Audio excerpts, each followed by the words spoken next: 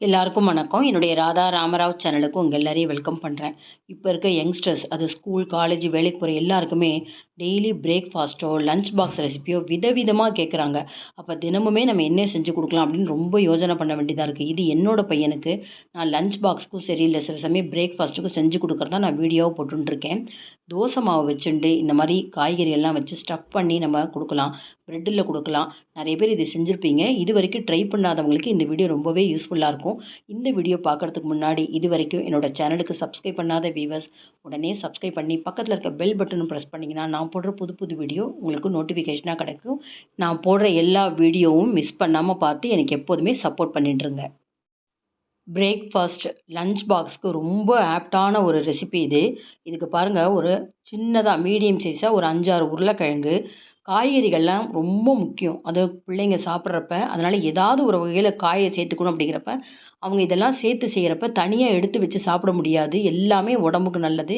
தக்காளி, வெங்காயம், குடமிளகா, கேரட்டு, பட்டாணி சீசன்ல பட்டாணி எல்லாத்தையும் ரெடி பண்ணி வச்சிருக்கேன். நல்லா ஒரு 3 டேபிள் ஸ்பூன் எண்ணெய் சேர்த்துக்கலாம். இதில வெங்காயம் சேர்த்துக்கிறேன். வெங்காயம் வேண்டாங்கிறவங்க இதுக்கு பதிலா முட்டைக்கோஸ் சேர்த்துக்கோங்க. பச்சை பட்டாணி இப்போ சீசன் இருக்கு இல்லையா? இதையே நம்ம ஸ்டோர் பண்ணிக்கலாம். சீசன் முடியறதுக்குள்ள ஒரு 2, 3 கிலோ வாங்கி உரிச்சு, எதுவுமே நம்ம வெந்நீரெல்லாம் போட வேண்டாம். அப்படியே ஜிப்லாக் கவர்ல வச்சு ஃப்ரீசர்ல வச்சுருங்க. 1 வருஷம் வரைக்கும் ஸ்டோர் பண்ணிக்கலாம். கொஞ்சம் பட்டாணி வதங்குனதுக்கப்புறம் தக்காளி சேர்த்துக்கிறேன். 1 பை 1 சேர்த்துக்கிறேன். ஏன்னா தனியா நம்ம வேக வைக்க போறதில்ல பட்டாணிய. அதனால நம்ம அந்த ஆயில்லேயே ஃப்ரை பண்ணணும். இப்போ பொடி பொடியா நறுக்கி வச்ச குடமிளகா, துருவி வச்சிருக்கிற கேரட்டு. இது கூட இந்த டிஷ்ஷுக்கு தேவையான அளவுக்கு 1 டீஸ்பூன் உப்பு, கொஞ்சம் மஞ்சப்பொடி, மிளகாத்தூள் ஒரு 3/4 டீஸ்பூன் எடுத்துக்கிறேன். இது கூட அடுத்தது மல்லித்தூள் சேர்த்துக்கணும். பாருங்க வறுத்து வச்ச மல்லித்தூள், வறுத்து வச்ச ஜீரகப்பொடி, கொஞ்சம் கரம் மசாலா அவ்வளோதான். எல்லாமே பொடி வகைகள் தான். நம்ம தனியா மசாலாலாம் வறுத்து பொடி பண்ணணுங்கிற அவசியமே இல்ல. நல்லா அந்த மசாலாலாம் இந்த காய்கறிகளோட மிக்ஸ் பண்ணதுக்கப்புறம், கடைசியா நம்ம நல்லா வேக வச்சு உடைச்சு விட்ட அந்த உருளைக்கிழங்கு சேர்த்துக்கணும். சர்க்கரைவள்ளி கிழங்கு சீசன் இருக்கிற வரைக்கும், இதையே நீங்க சர்க்கரைவள்ளி கிழங்கு வச்சு செஞ்சு பாருங்க. இன்னுமே ரொம்ப நல்லாயிருக்கும். வெயிட் லாஸ்க்கும் ரொம்ப நல்லது. நெறைய ஹெல்த் பெனிஃபிட்ஸ் இந்த சர்க்கரைவள்ளி கிழங்குல இருக்கு. 2 நிமிஷத்துக்கு ஒரு தடவ மூடி வச்சு நம்ம இந்த மாரி பெரட்டி விடணும். 1 ட்ராப் கூட தண்ணி சேர்க்கக்கூடாது. தண்ணி சேர்த்துட்டா உங்களுக்கு அந்த கட்லட் மாரி இந்த பைண்டிங் கிடைக்காது. பட்டாணி வெந்திருக்கான்னு மட்டும் செக் பண்ணிக்கோங்க. மத்ததெல்லாம் வதங்குறப்பயே உங்களுக்கு நல்லாவே வெந்துடும். பட்டாணியும் வெந்திருக்கு. இந்த சமயத்தில நல்லா மசிச்சு வச்ச இந்த உருளைக்கிழங்கு. மீடியம் சைஸ்ல 6 உருளைக்கிழங்கு எடுத்திருக்கேன் பாருங்க. இது எல்லாத்தையும் சேர்த்துட்டு திரும்பவும் நல்லா அந்த மசாலாலாம் உருளைக்கிழங்கோட நல்லா மிக்ஸ் ஆற மாரி மசிச்சு விட்டு சேர்த்துக்கணும். அப்படியே ஒரு பால் மாரி வரணும் உங்களுக்கு. இந்த அளவுக்கு நம்ம கிளறிண்டே இருப்போம். இன்னும் 2 நிமிஷம் கிளறுனா போதும். ரொம்ப நேரம் வேண்டாம். அதே சமயத்தில நம்ம கையில எடுத்து ஒரு பால் மாரி உருட்டுறப்ப ரொம்ப ஒட்டக்கூடாது கையில. அந்த அளவுக்கு நம்ம போட்டு நல்லா கிளறின்னு இருக்கணும். உருளைக்கிழங்கும் நல்லா மிக்ஸ் ஆயிருக்கு பாருங்க. ஒரு பால் பதத்துக்கு வருது பாருங்களேன். இந்த சூட்லேயே நம்ம வச்சுட்டோம்னா, சூடு ஆறுனதுக்கப்புறம் இன்னுமே கெட்டிப்பட்டுடும். இத நம்ம சின்ன சின்னதா பால் மாரி உருட்டிக்க போறோம். நெறைய கொத்தமல்லி போடுங்க. புதினா இருந்தா புதினா சேர்த்துக்கோங்க. கசூரி மேத்தி கூட சேர்த்துக்கலாம். நல்லா வாசனையா இருக்கும். ஒரு சின்ன சின்ன பாலா நான் போட்டிருக்கேன் பாருங்க.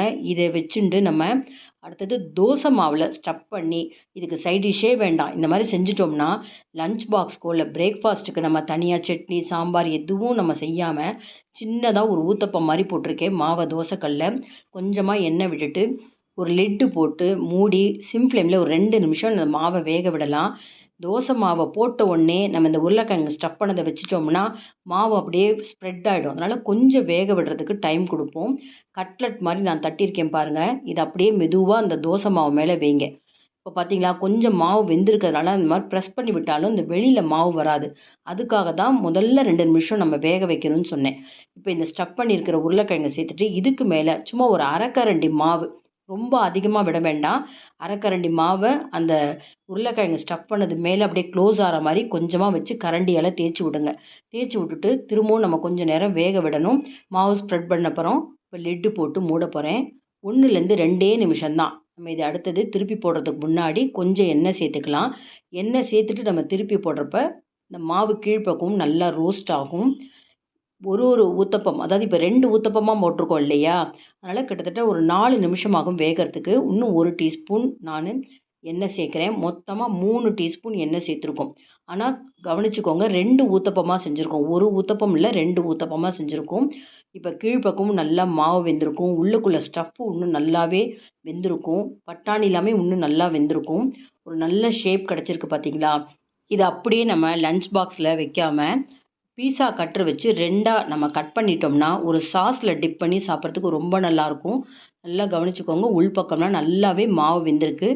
சிம் ஃப்ளேம்லேயே வச்சிங்கன்னா 5 நிமிஷம் ஆகும் கண்டிப்பா அது வேகறதுக்கு. பாருங்க இந்த மாரி பீஸா கட்டர்னால 2ஆ கட் பண்ணிக்கோங்க. குழந்தைகளுக்கு அது காலேஜு, ஸ்கூலு இப்போ இருக்கிற யங்ஸ்டர்ஸ் வேலைக்கு போகிறவங்களுக்கு கூட வித்தியாசமா கேட்குறாங்க. வீட்ல எப்போதுமே நம்ம வீட்ல தோசை மாவு இருக்கும். நார்மலா ஒரு சைட் டிஷ் பண்ணாம, இந்த மாரி காய்கறி எல்லாம் சேர்த்து நீங்க செஞ்சு குடுத்தீங்கன்னா, இட்லி, தோசைன்னு ஒரே மாரி நம்ம டிஃபனா பண்ணாம, காய்கறியும் சேர்த்தா மாரி ஆச்சு. அவங்களுக்கே ஏதோ வித்தியாசமா சாப்பிட்டா மாரியும் இருக்கும்.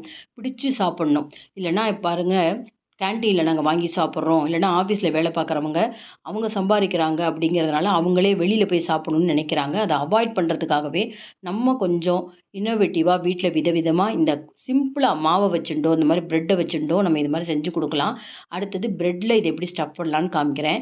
இது நான் வந்து மைதா மாவுல எடுத்திருக்கேன். தாராளமா நீங்க கோதுமை பிரெட்ல செஞ்சுக்கோங்க. அது இன்னுமே உடம்புக்கு நல்லது. நெய் சேர்த்துருக்கேன். பட்டரோ, நெய்யோ சேர்த்துக்கோங்க. நெய்யுமே உடம்புக்கு நல்லது தான். ஆனா எல்லாமே அளவா சேர்க்கணும். ரொம்ப கொஞ்சமா நெய் சேர்த்துக்கோங்க. இப்ப பிரெட்ல ஒரு பார்ட் நானு ஒரு பிரெட்ட வேக வச்சதுக்கப்புறம், இந்த மாரி நல்ல ஒரு பெரிய டேபிள் ஸ்பூன் அளவுக்கு இந்த ஸ்டஃப் பண்ணிடுறேன், இந்த உருளைக்கிழங்க. இது மேல இன்னொரு பிரெட்ட இதே மாரி ரோஸ்ட் பண்ணிட்டு நம்ம வைக்கணும். இது பாருங்க, இந்த மாரி 2 பிரெட்ட ரோஸ்ட் பண்ணிக்கோங்க. உள் பக்கம் இந்த மாரி ஸ்டஃப் பண்ணிட்டு, திரும்பவுமே தோசை கல்ல கொஞ்சம் போட்டு எடுத்தீங்கன்னா, ரொம்பவே நல்லாருக்கும். இந்த உள்ள இருக்கிற ஸ்டஃப் வந்து உதிர்ந்து குடுக்காது. இதையுமே பீஸா கட்டர் வச்சு ரெக்டாங்கிளா கட் பண்ணிட்டா, ஒரு வெஜிடபிள் சாண்ட்விச் சாப்பிட்டா மாரி இருக்கும். எல்லாருக்குமே ரொம்ப இஷ்டமா பிடிக்கும். அவசியம் நீங்க ஒரே மாரி டிஃபன் பண்ணாம, இந்த மாரி டிஃபன் பண்ணுங்க. காய்கறி முக்கியமா சேர்க்கணும். அதுக்காக தான் நம்ம இந்த மாரிலாம் விதவிதமா நம்ம டிஃபன் செஞ்சு குடுக்குறோம் பிள்ளைங்களுக்கெல்லாம். இந்த வீடியோ உங்களுக்கு ரொம்பவே யூஸ்ஃபுல்லா இருக்கும்னு நெனைக்கிறேன். அப்படி நெனச்சீங்கன்னா லைக்ஸ் குடுங்க. கமெண்ட் பாக்ஸ்ல உங்க கமெண்ட்ஸ் போடுங்க. உங்க ஃப்ரெண்ட்ஸ் அண்ட் ரிலேட்டிவ்ஸ்க்கு வீடியோவ ஷேர் பண்ணுங்க. இதுவரைக்கும் என்னோட சேனலுக்கு சப்ஸ்கிரைப் பண்ணாத வீவர்ஸ் உடனே சப்ஸ்கிரைப் பண்ணி எனக்கு எப்போதுமே சப்போர்ட் பண்ணிட்டே இருங்க. இன்னொரு இன்ட்ரஸ்டிங்கான ரெசிபீஸ்ல நம்ம பார்ப்போம். Thank you viewers.